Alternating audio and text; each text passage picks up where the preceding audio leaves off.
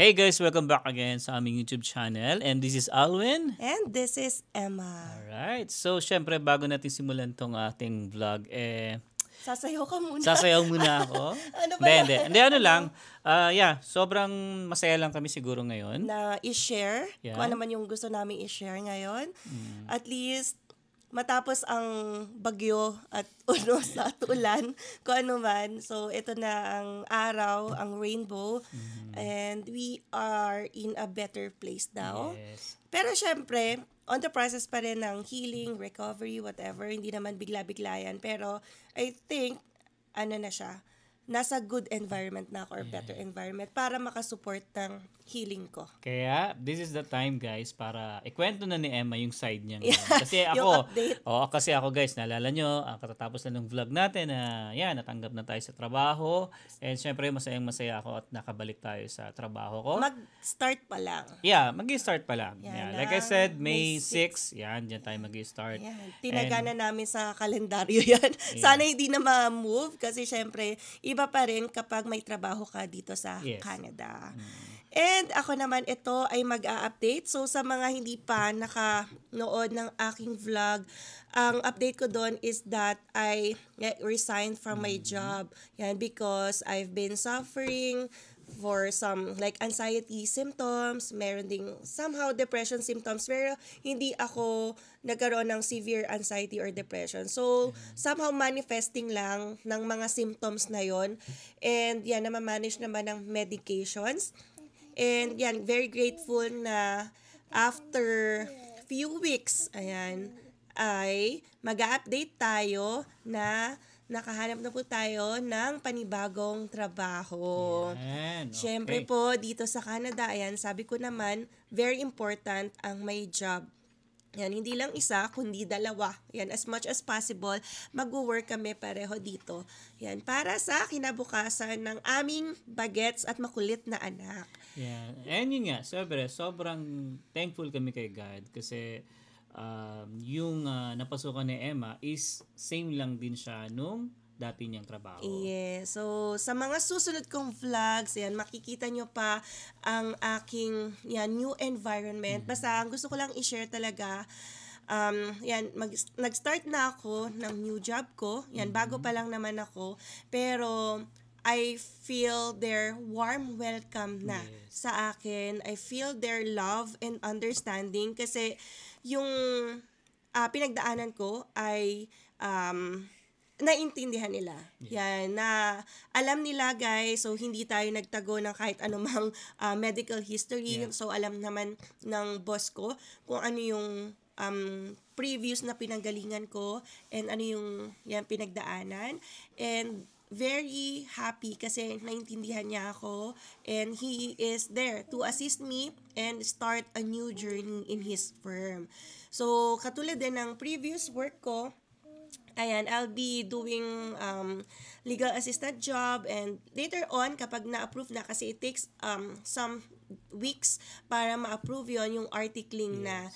So, inaantay na lang natin yung approval but I'm very happy kasi napaka-hirap hanapin ng posisyon na yon but still God gave me this chance and opportunity na, hindi natin sasayangin. Hindi naman tayo guys nagsasayang ng opportunity. We are just forced because of the circumstances.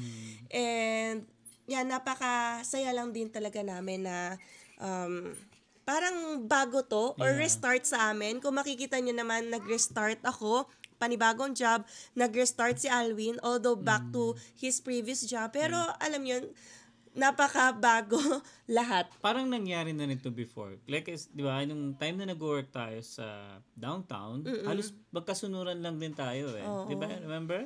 Yung maglilipat ako ng job i-accept ko yung job ko. Tapos ikaw din, i-accept mo yung sa engineering firm. Yeah. Then after that, so yun nga, ito na yung bagong trabaho ni Emma at ako papasok na rin is malapit din naman sa amin. Yes, so naisip ko nga, buti na lang, hindi tayo nag-transfer sa Sunalta area. Yeah. Otherwise, sakit sa ulo pag mag-move. Kasi dapat, ang mahalaga talaga, hindi mo sundan yung work.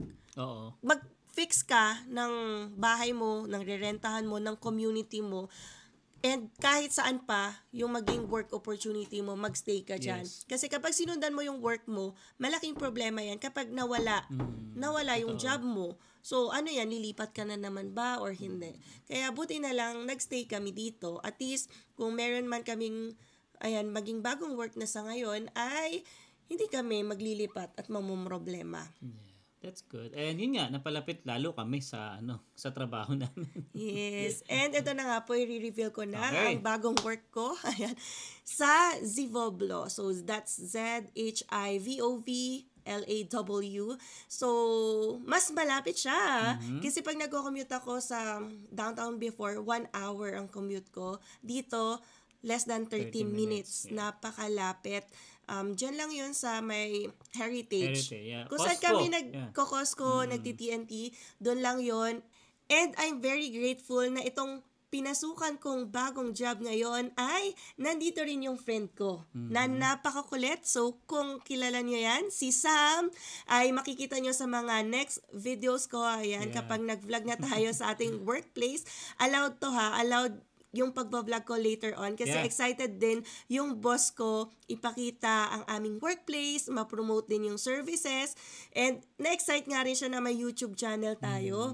So sabi niya, oh, that's good, that's nice, and then may balak pa siyang i-add kami sa services, and then yun, kung meron mang mga ilangan na kababayan natin, kung saan man nare-reach yung channel na to, at least inform din sila na meron tayong service na ino-offer. So, Pwede mo ba sa kanila i-share kung ano yung mga services na ginagawa mo?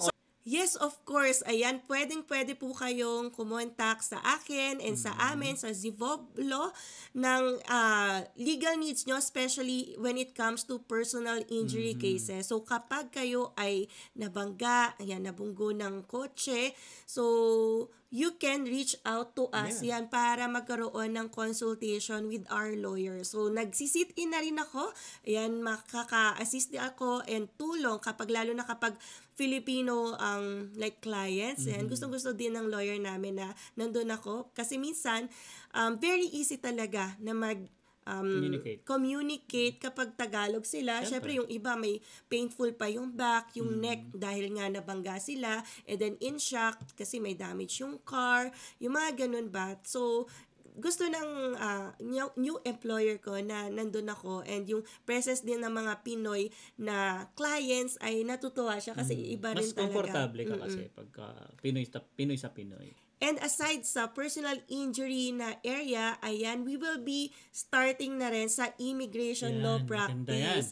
Yan. So, gustong-gusto ko itong field na to na i-open ng aking employer. Kasi, kita-kita nyo naman, very interested din tayo sa immigration law practice. So, kung kailangan nyo ng assistance for temporary resident visas, yung student permit, yung mga permanent residence application, Tourist. yung PGWP applications, etc. Ayan, mag-open up na po ng another field ang aming law firm, and we can that's good. assist you on your immigration needs. Yan. So, contact lang po kayo, guys. Ayan, pwede kong ilagay din sa description box yung number ng aming law firm. You can contact us, and ang sasagot sa inyo, guys, ang aking friend na napakakulit. Yan, si Sam. So, pwede namin kayo din i-book ng appointment if you have any needs, lalo na sa personal injury needs nyo, and then yung immigration needs nyo, yan, we can also talk about it. Nice. Yan, kaya very, na tayo, So, positive and excited. Kasi nga kaka-start pa lang natin. May nakakita na nga rin Pinay sa akin. yes, nakwento mo sa akin kahapon. So, uy, nandyan ka ba? So, opo, kaka-start lang. Ayan, kaya nakakatuwa din same building kaya. Same building. Yung isa, same building. Yung isa, hindi ko alam kasi dumaan lang siya. Yan, nung lumabas kami ni Sam sa building. So, malapit lang yun sa Calgary Farmers Market. Yeah. Yan. Katapat. Although, katapat lang hindi pa ako nakakapunta kasi pag lunch, lagi naman kaming may baon nila Sam. Yan. Kapag may pag wala daw siyang dala, tsaka lang siya bibili sa tapat, and then we can go iniisip niya nga Friday yan. Friday na lang bumili para at least hindi naman daw laging lutong ulam. Pero syempre, iba pa rin yung matipid ka everyday. Yes. So, yun lang ang ating update yun. Yun nga guys, no, happy ako kasi kahapon, ayan, tinur ako ni Emma doon. Pinakilala niya ako sa mga katrabaho niya. Si Sam, syempre, kilala ko na yun. Hindi ko na pinansin si Sam. So, yun. Masaya ako. Ikaw, ano, kamusta? Pinapasok ko sila, Alvin, kasi paghapon, sila yung sumusundo sa akin habang wala pa namang work si Alvin. So, sinundo nila ako sa office. Sabi ko, pasok muna kayo para makita nyo yung office. So, natuwa naman sila. Ayan, kasi natutour. Although, wala na yung boss ko noon kasi 4:30 na yun. Yan. And very happy ako na ang uwi ko ay 4:30 ng hapon. Unlike dati guys, no, 'di ba? Nakikita niyo naman sa mga vlog namin, alas 7 or 8 p.m. ko na siya nasusundo. Pero ganun talaga yung nature, guys, ng work. So, iba't iba bawat law firm. Ang sa akin lang, kaya tayo kailangan mag-change ng environment kasi hanapin ko kung ano muna yung fit sa akin. Fit para makapag-recover tayo sa pinagdadaanan natin. Kasi if we will continue sa ganitong kind ng demanding work or job, tapos it demands longer hours, ay medyo mahihirapan tayo. So, piliin lang natin kung ano yung kaya natin. Yes. Yan. Naman. Yan, para Kasi sa importante, ating yung mental sarili mo health. pa rin. Oo.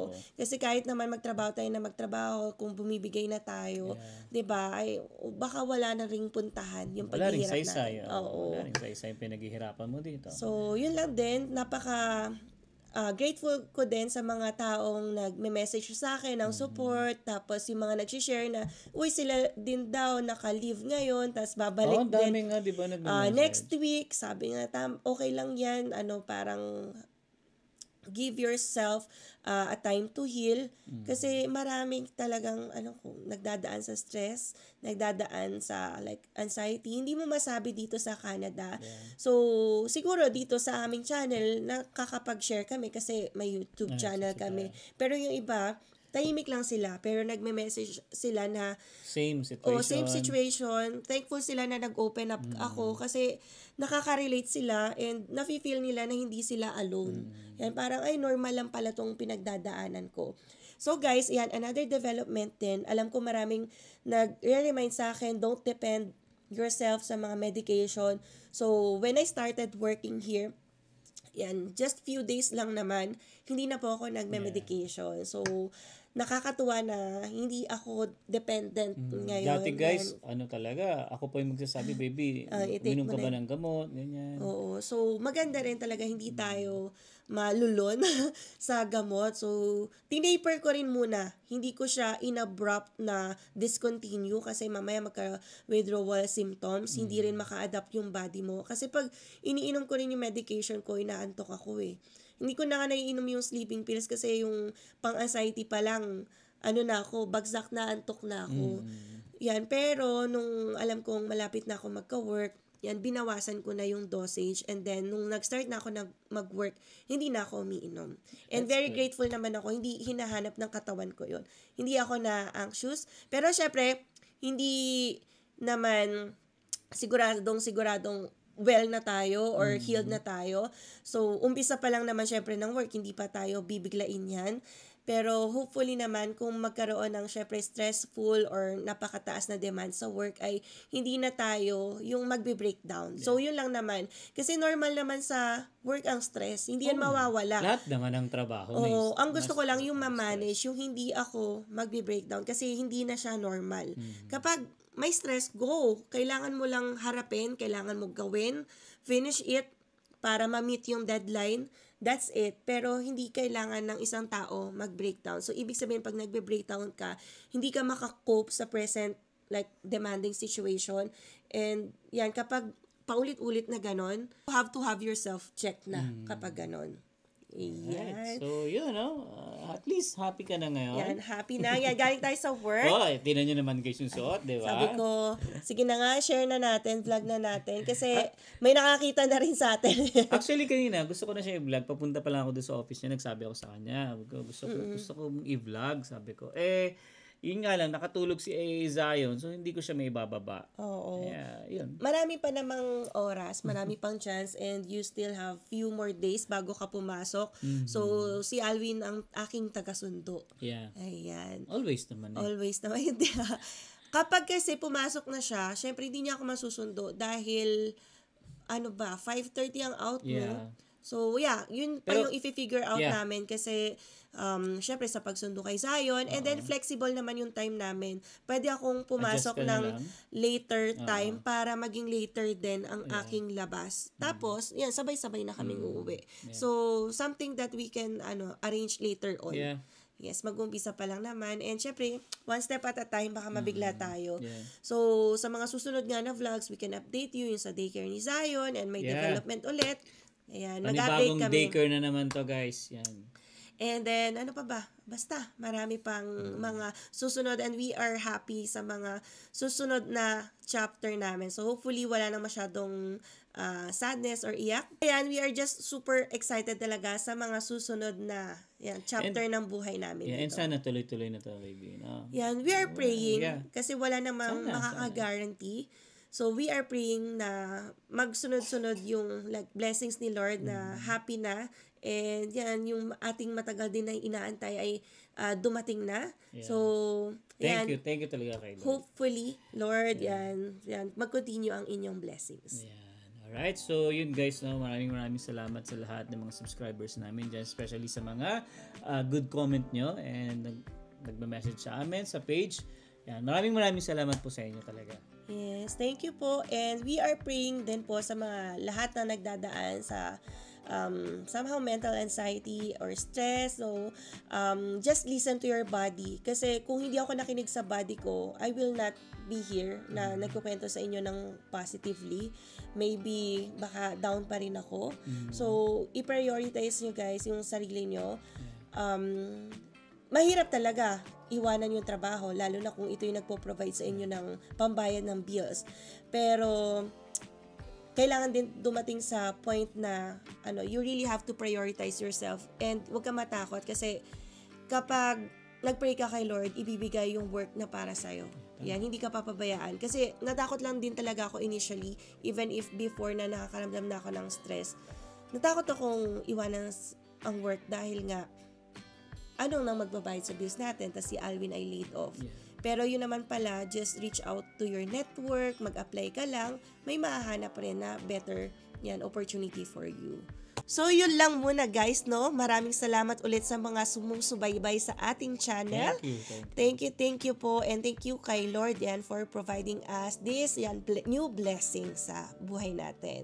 Alright. So yan, hanggang dito na lang muna. We'll see you again on the next one. Peace. Peace!